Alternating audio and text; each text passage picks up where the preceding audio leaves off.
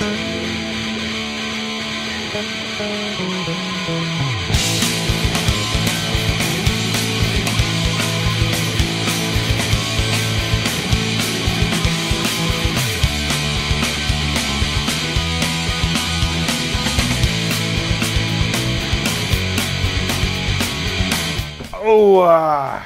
everybody, Jim here. Welcome back for another edition of More Games.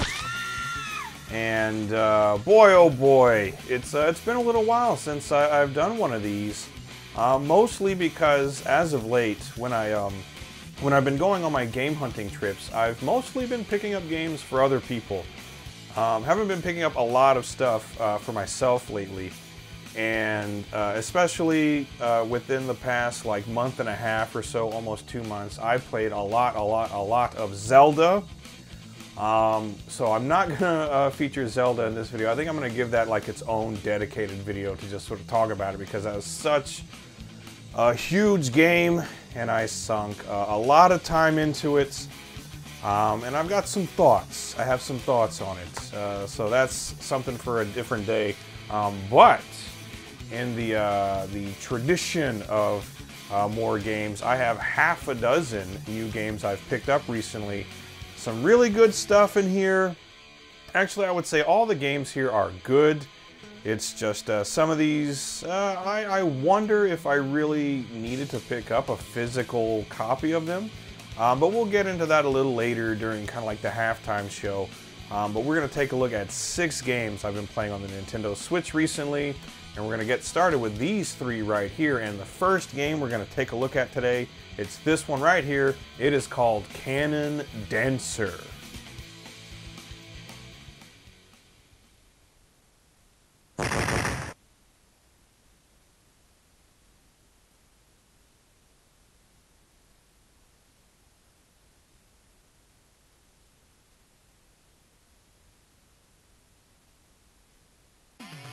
Okay, so Canon Dancer Osman, which I think the English version, the title is actually the other way around. It's Osman Canon Dancer, and this game includes both Canon Dancer and Osman, which I've only played Canon Dancer, but as far as I know, they're just language differences. One's in English and one's in Japanese. I was really looking forward to this game because I always thought it looked really cool, and I had never played it before, but I could see that it was obviously inspired by Strider, and I like Strider, but it looked like maybe a better version of Strider. It looked really cool. The character of Osman has kind of like a kung fu master look to him, and his attacks are kicking and flipping around and doing all kinds of stuff. So it kind of looked like a Prince of Persia Kung Fu Strider Hiryu kind of thing.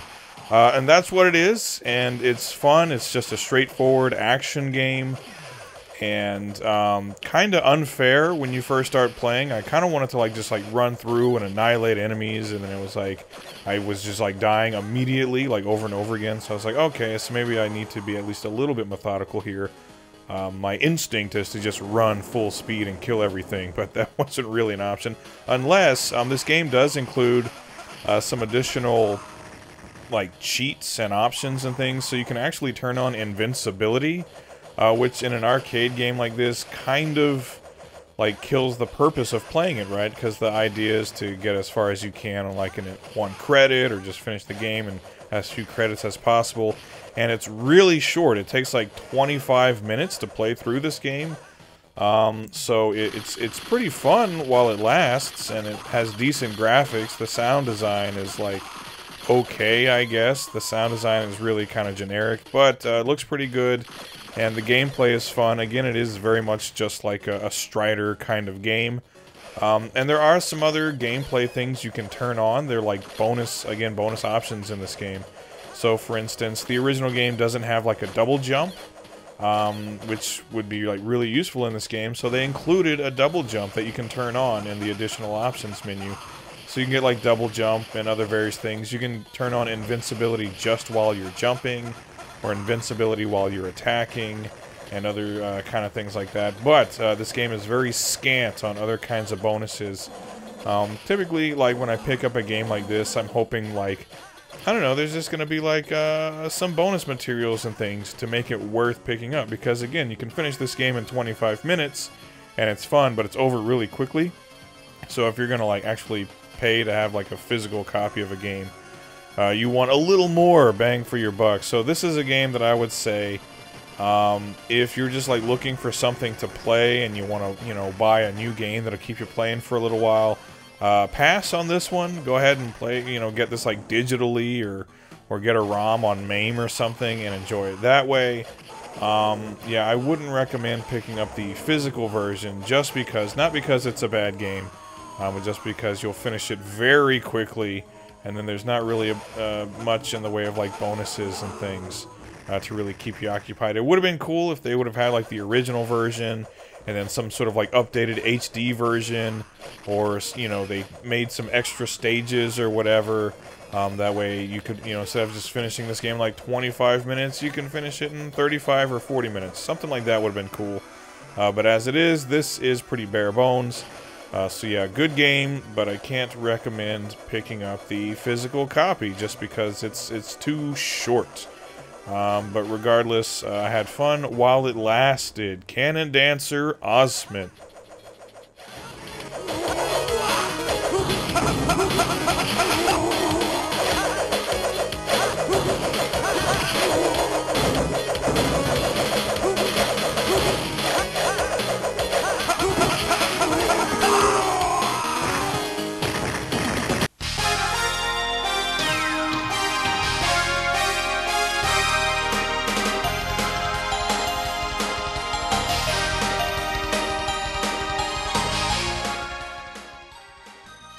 Next up, we have the Telenet Shooting Collection, which I was looking forward to because I saw that it included a handful of games, and a couple of them I really liked. I'd played on the Mega Drive and PC Engine, so I was looking forward to picking this up. So what do we have on here? We have Granada, which I had actually never played before, and surprisingly, I had quite a lot of fun with. It's a tank game, so you got this cool tank, and you go around stages, and you have to blow up little enemy encampments, and then once you blow them all up, you can go to the end of the stage and face a boss, and that's really it. Graphics are okay, sound design pretty good, gameplay was really fun. It's a 1990 release on the Mega Drive, and I had fun with it. So Granada, pretty cool. Then there's Avenger on the PC Engine CD, which I have played on the PC Engine CD, and you know, don't mind telling you, definitely not my favorite PC Engine shooter. Always thought it was kind of average, kind of generic, I don't know, and I always wished you could just lock your helicopter in place. Because as it is, if you move left or right, you tilt left or right, and your aim changes one way or the other. So I really wished you could just lock your helicopter in place, but other than that, pretty good game, I guess. As you complete stages, you have different weapon loadouts you can pick, so you can get different bonus weapons and super attacks and stuff. So that's pretty cool. And you can build up the strength of your main weapon, but you die once, and then you're back to your starting power. So you can be building up your weapons through like 3 stages, and then you die like halfway through stage 3, and then you're back to your starting power. So that kind of sucks. But other than that, not too bad, I guess. Pretty good sound design. PC Engine CD games always had pretty good music. There's some like little anime cutscenes in there for you. So a decent game, not great though. But then there's Garron, which is the one I was most looking forward to. I actually did a review of Garron not too long ago, begging the question if it was the best 16-bit shooter, which in retrospect I can say, no, I don't think it's the best 16-bit shooter, but it's really good, and for the time it was released, 1990.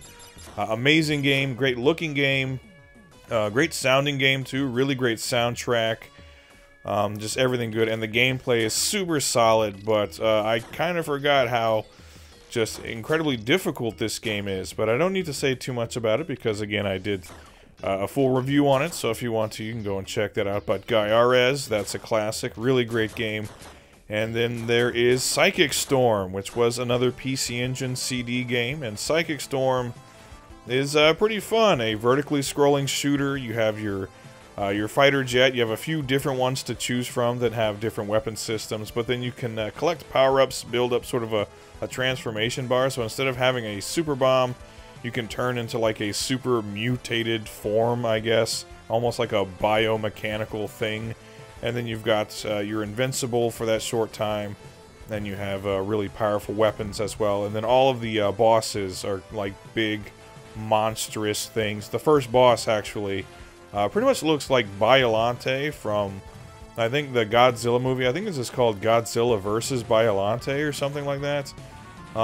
So pretty cool designs and things, nice graphics, and a pretty good soundtrack too, and a fun game indeed. So of the 4 games on here, I would say probably the best is Gaiares by quite a lot. And then Psychic Storm, and then Granada, and then Avenger down at the bottom. And there's some bonus materials in here too. There's some additional options and stuff to turn on. You can play around with the sound and visuals and what have you. And they include scans, like really detailed scans of all the manuals from all these games. So like Mega Drive manuals and PC Engine manuals and what have you. So that's pretty cool too. So at least there are like some bonus materials in here. Kind of similar, I guess, to what they did with the Valis collection, I think. So yeah, pretty cool on the whole. Not a bad collection. Some good games. A few little bonus features as well. If you really like all of these games and you know, you don't emulate them or anything. Some people have, I don't know, maybe like some sort of like moral hesitation about emulating. I don't. I recommend people emulate. These games, though, can be pretty expensive if you pick up original physical copies, though. So if you want to have these games in some kind of physical form, this would be a good option to pick them up. I think I got this for like 30 bucks, 35 bucks on Amazon. So not so bad. I got some enjoyment out of this. Yeah, the Telenet shooting collection. Pretty cool.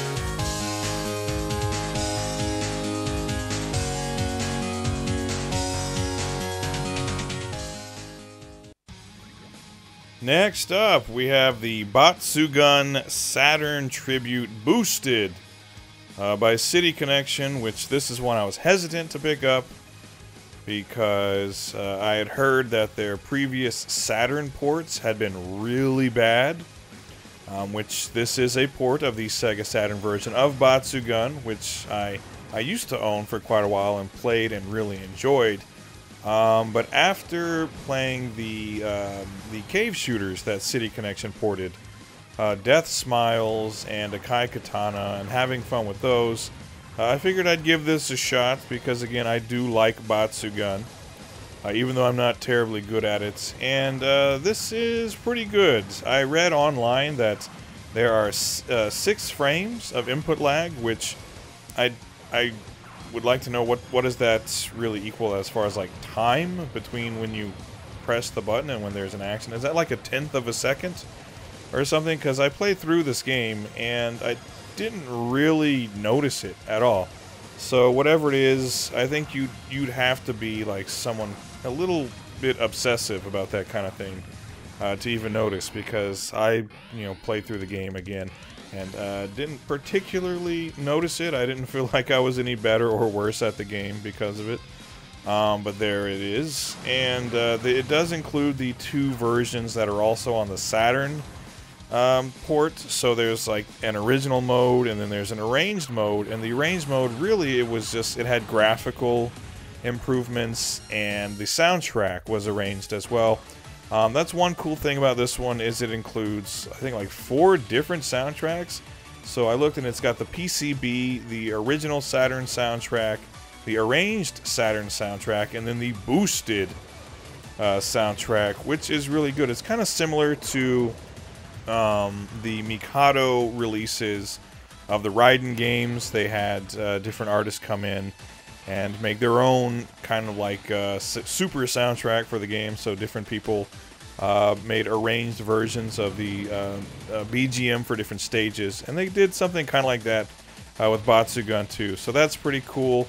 There's a rewind feature as well, which I didn't really mess with too much. It's not the exact same as like the M2 shot triggers rewind feature, but there it is. And there's some other bonuses as well. You can look at like arcade stuff, and there's sound options, gameplay options. You can make it easier or more difficult. You can change the size of your hitbox. You can do other various things. So it was pretty good. I heard someone else is gonna just do a port of the Batsugun or just original arcade version at some point, and they might do a better job. So that might be something to wait for. But as it is, like, if you really like Batsugun, and again, you don't have an emulator, you don't play on emulators or what have you, and the Saturn version is definitely an expensive game. If you just want to play Batsugun on something.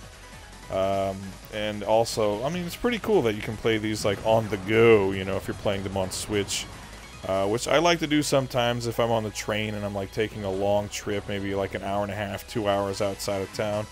I'm usually listening to music on my phone and maybe playing some shoot-'em-ups or something else on my Switch while I'm on the train, you know, keep myself occupied on those long trips. Anyway, this is pretty cool. Again, I think I picked this up for like, with the exchange rate, it was like 35 bucks. So you can decide for yourself if it's worth that. But if you're a big shoot-'em-up player and you're a fan of Batsugun, you can maybe get some pretty good play time out of this, as long as you don't mind. Again, 6 frames of lag for anyone who cares. But again, I didn't particularly notice or care. So, but there it is, Batsugun Saturn Tribute Boosted.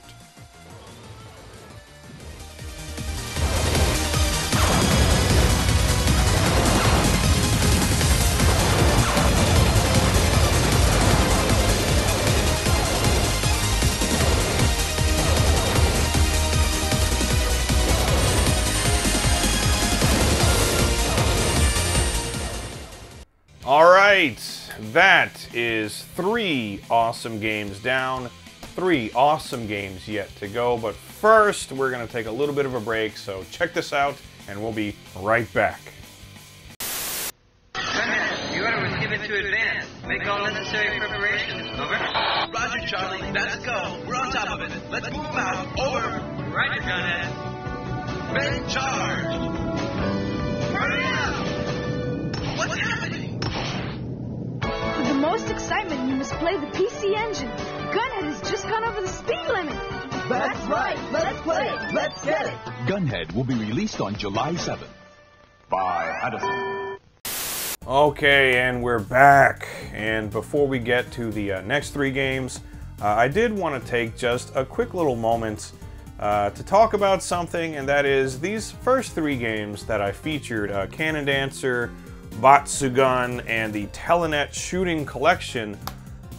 These are all ports of older games, 90s games, and they're pretty much just like straight ports. I mean, in the case of Batsugun, they at least did include some original music. This is taken from the Saturn version entirely, as far as I know, and the Saturn version itself had 2 different versions of the game you could play. There was the original arcade version, and then there was an updated Saturn version where the graphics had been altered a bit, and it had an updated soundtrack, which sounded really good. And on this version here, you can have the original arcade soundtrack, I guess the version that was on the original arcade mode on the Saturn, the updated Saturn soundtrack, or the boosted soundtrack, which is really good. It's kind of reminiscent of what Mikado had done with their ports of the Raiden games, how they got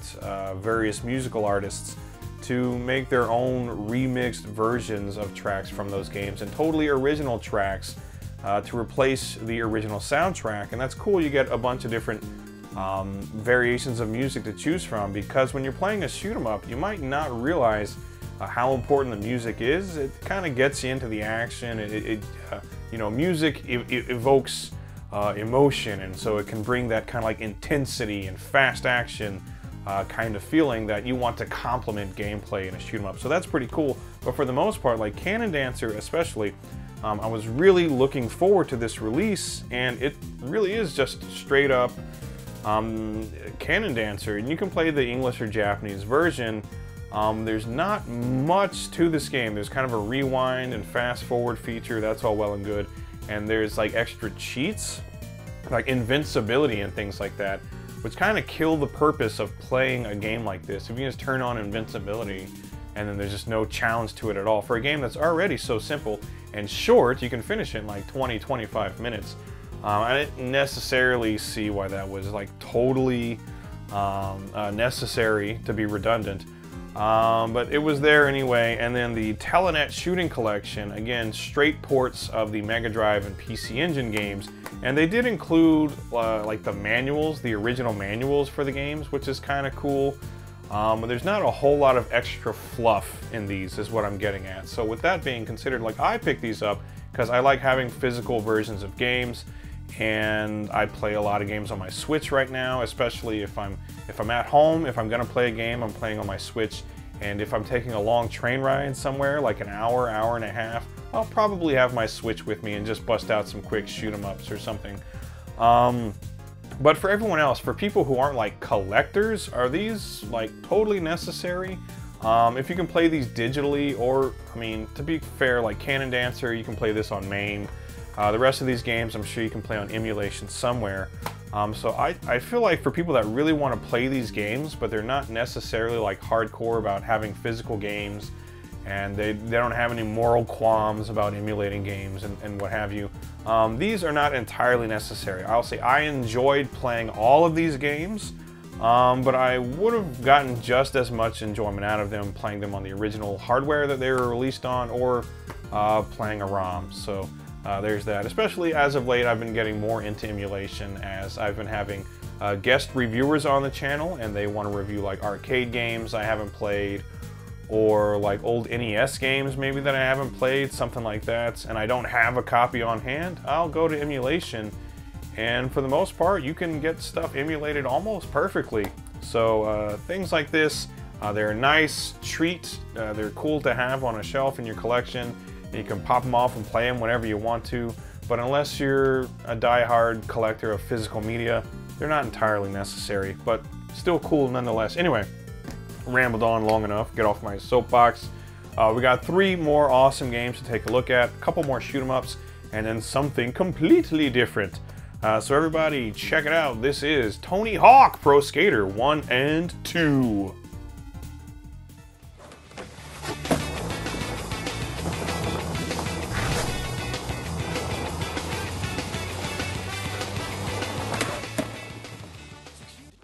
Okay, Tony Hawk Pro Skater 1 and 2. Original 2 games, fully remastered. And it says on the cover, Best Sports Game Winner. So it won like a Best Sports Game. Was it like a Video Games Award or something? Whatever. This was released like, what, over a year ago? And apparently I didn't really seem to notice, but I was just sort of browsing Amazon and came across it. And I was like, oh man, Tony Hawk, okay, cool, like old school Tony Hawk, yeah, I'll take that. And for the most part, that's kind of what you got. There's like a lot of additional stuff in here. There's like skate park editor, and I think a skater editor. There's lots of like little bonus things to purchase and unlock. There's a lot of unlockables and collectibles in here. Most of it was stuff I didn't really care about. I kind of just wanted to play Tony Hawk. I wasn't so interested and all the bonuses and what have you, but there they are. So if you're the type of person you like to, you know, you complete all the challenges and all the stages, and you do that with all the different characters, and you get all these bonus points and all this kind of stuff. You can edit your own skate parks, do all that good stuff. So there's a lot of content in here to keep you playing.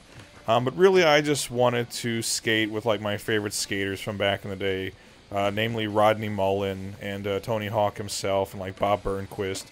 They're like some new, like fresh faces, like young skaters. I was like, who the hell is this? I don't know, because I haven't been interested in skateboarding since I was like 14 years old. So yeah, of course, I only know like Rodney Mullen and Bob Burnquist and what have you.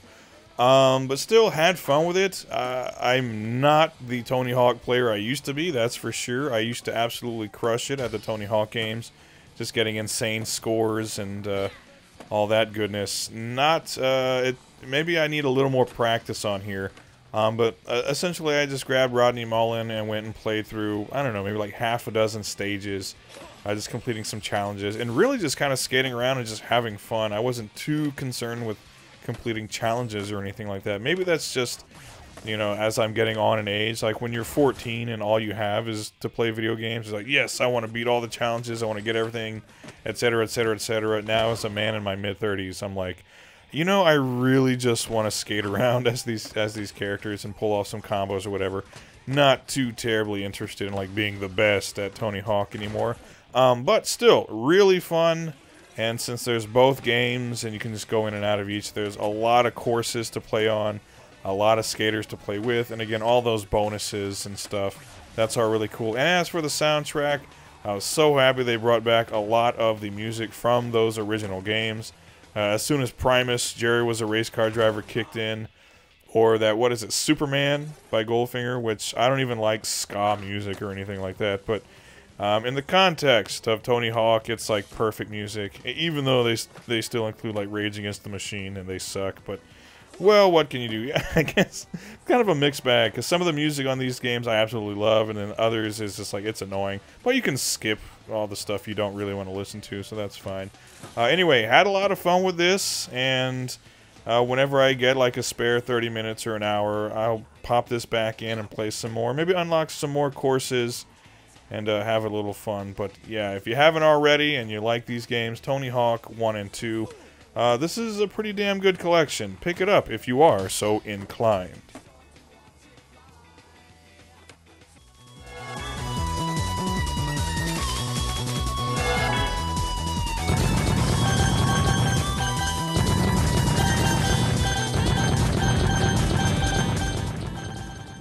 Next up is Shikigami no Shiro 2, aka Castle Shikigami 2, published by Cosmo Machia. It was licensed out by Alpha System. This is a pretty recent release, and as soon as I saw I was getting a Switch port, I wanted to pick it up because I think I've played all of the games in this series. I played them on Dreamcast, PS2, and I think the third game was on Xbox 360. I like these games quite a lot. They give you a lot of different characters to choose from, and they all have unique abilities. You have a rapid shot and then a special like power shot that's different for each character. And something that's kind of cool in here, kind of similar to, I forget, the name escapes me right now, but you can graze the side of bullets and it'll like, instead of just giving you like bonus points, it'll increase your firepower, which is really cool. So it's a game, again, a game that like kind of encourages you to play a little dangerously, get close to those bullets, a little risk reward for you. This is a great game. It's a lot of fun, gets into that bullet hell territory. The stage designs are pretty interesting though. They're not all just like straightforward bullet hell and then you get to a boss. Some of the bosses and some of the stages require a little bit more strategy to get through. Definitely, like, the first time you're going to play this game, maybe some of them will be a little irritating at first because it throws things at you pretty quickly. They're kind of really hard to predict, but with enough time, you know, you get a little bit better at it. I did, so if I can, you can too. Even though I'm still not particularly good. You hear me say that a lot. I really like shoot-'em-ups, but I am not an especially good player at them. They just... they fulfill that kind of like simple side of myself that just wants to press a button and then a bunch of stuff happens on screen. But this is a great game, a bunch of different gameplay modes to choose from. There's like normal modes and extreme modes and like a practice mode and this mode and that mode and good boy and bad boy and oh boy and attaboy. All of that is in this most recent release of Shikigami no Shiro 2. It's a lot of fun. If you've enjoyed this series, again, on some of those other consoles like the Dreamcast or the Xbox 360, this is one you're going to want to pick up. Again, one that's not too terribly expensive. Got this brand new from Amazon. And again, I think it was like 35 bucks, 40 bucks, something like that. And considering all the different gameplay modes it has and all the different characters and just the fact that it's a really good, fun, solid shoot 'em up This is one I can recommend picking up if you are a shooter fan, because it's awesome, and that's all I got to say about that. Shikigami no Shiro 2.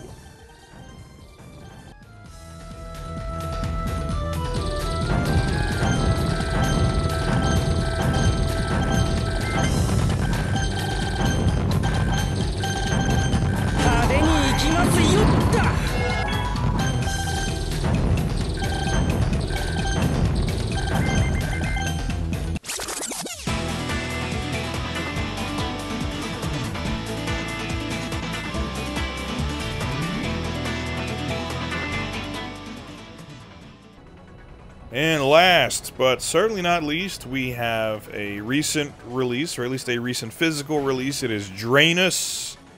Yes, it is Drainus. The jokes write themselves. This is a game I had heard quite a bit about it because it's been available digitally for quite a while now, and I had seen a number of YouTubers singing its praises, saying it's a really fun shooter. Some people were saying it's overrated, it's not exactly the second coming. Other people were just saying, you know, it's just a solid, good shoot-'em-up. And from the gameplay I saw, yes, it looked like a just solid shoot-'em-up, so I want to give it a try. And I am happy to say that it is indeed solid. The gimmick is pretty cool. You can absorb bullets and lasers and things like that, and then fire off a homing shot, which can be really destructive. And of course, you use it to get yourself out of a lot of predicaments, too. There are some stages where it's almost like a little bit of light puzzly type stuff where you need to activate and deactivate your shield at the right times to get past certain barriers and obstacles and things like that. So that's pretty cool. But generally speaking, horizontally scrolling shoot 'em up, lots of enemies, lots of bullets on screen. There are some bullets that you cannot absorb, so you have to look out for those, and those will be spliced in with the bullets you can absorb, so you have to be very careful there. But you can unlock a shield that'll actually block those as well. In fact, there are a whole ton of abilities to unlock and equip on your ship in this game. As you get batteries like powers, you can buy power-ups, and you can get additional slots for those power-ups. So you can have like, I think like 5 or 6 at a time. And it also acts as your life gauge as well. So when you're up to, like, let's say for example you're up to 5, the power-up you've assigned to 5 slots kicks in, as well as all the previous ones.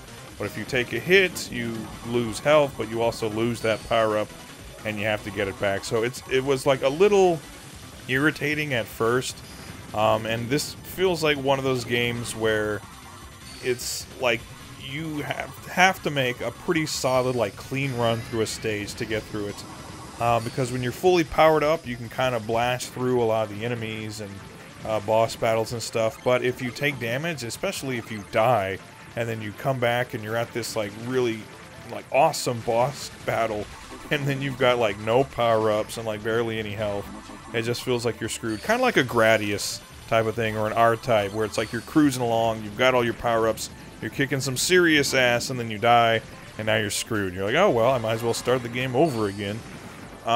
This game is not quite that extreme, I guess, because they do give you a couple of power-ups just to try to even things up, and you can get power-ups as you get through like the different stages of a boss battle. But overall, I would just say that the gameplay in this game is solid and fun. Not quite perfect. I would agree with other people saying it's not exactly the second coming or anything, but it's solid. It's really fun.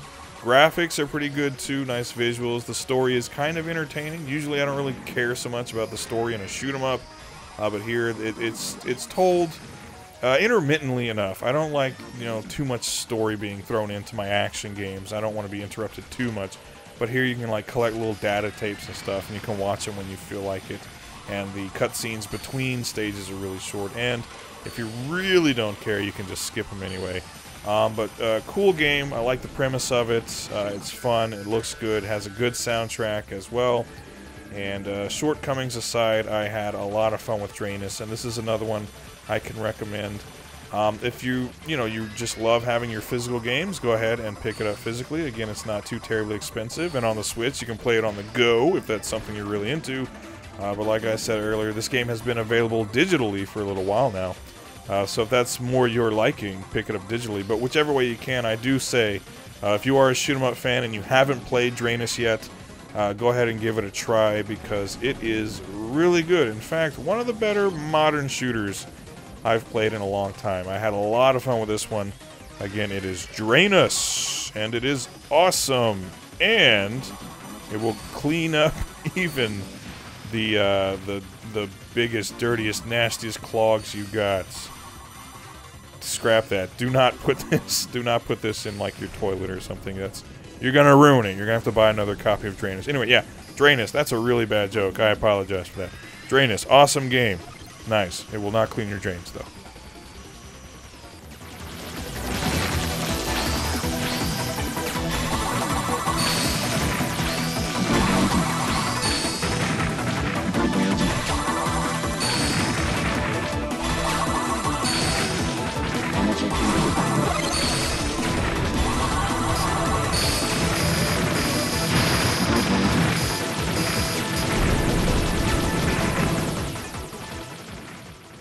Okay, there you go, everybody. Half a dozen awesome new games for the Nintendo Switch. I say new, but like Tony Hawk's been out for over a year. Some of this stuff has been out for a little while, but all games I enjoyed, whether or not you want to pick them up physically or if you just want to emulate them or play them digitally by some other subscription service. Whatever the case may be, everything here is worth playing. Had a lot of fun with these, so by all means, check them out. I hope you enjoyed this edition of More Games. Let me know down in the comments, what have you been playing recently, and what are some games you're looking forward to in the near future. I'd like to know. And until next time, thanks for watching, everybody. Take care. Goodbye.